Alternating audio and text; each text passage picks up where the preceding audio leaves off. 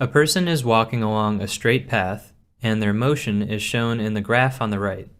What is their velocity between 5 seconds and 20 seconds?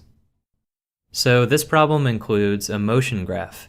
Whenever we have a graph, first we want to look at the axes and the units that we're dealing with. The horizontal axis is time in seconds, and the vertical axis is position in meters. So this is a graph of the person's position over time.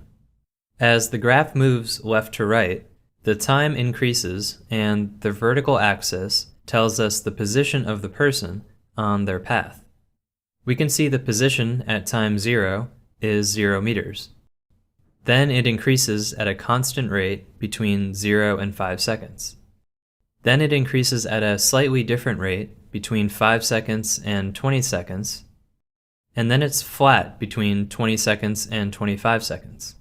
The question is asking us to find the velocity of the person between 5 seconds and 20 seconds.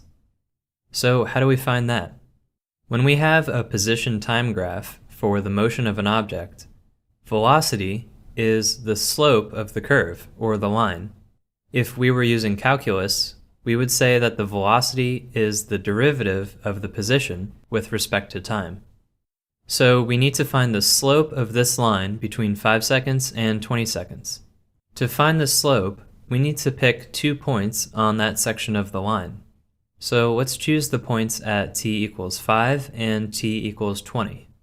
These are both on the section of the line that we care about, and the points fall onto whole number grid lines.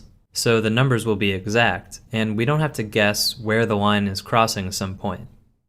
Now let's write down the values for the initial and final points. T initial is 5 seconds, and x initial is 10 meters. T final is 20 seconds, and x final is 30 meters. The problem is asking us to find the velocity between 5 and 20 seconds, which we know is the slope of this graph between those 2 points. So we can write the equation for the slope of a line, which is the change in the y value over the change in the x value. X and y just represent the horizontal and vertical axes of a graph.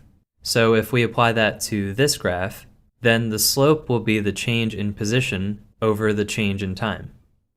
Notice that this is basically the equation for velocity, which is why the slope of the position time graph gives us velocity.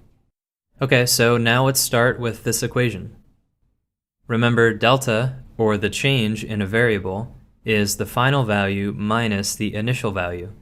So we can rewrite the equation like this.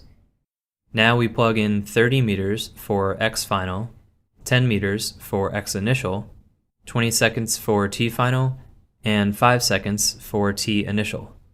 That gives us 1.33 meters per second for the slope of the graph, which is the velocity of the person.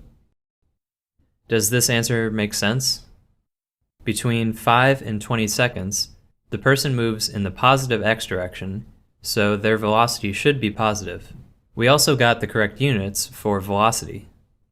If we wanted to double check the value we got, we could plug it into the equation for velocity, which has the initial and final values written out. We plug in all of the values we know, including the answer for velocity, and when we simplify that equation, we get 30 meters equals 29.95 meters. So is our answer wrong? Well, the small difference is due to the fact that we rounded our answer for velocity, and then we used that value to do some more math.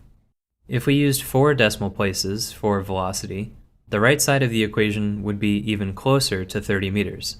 So the answer is right.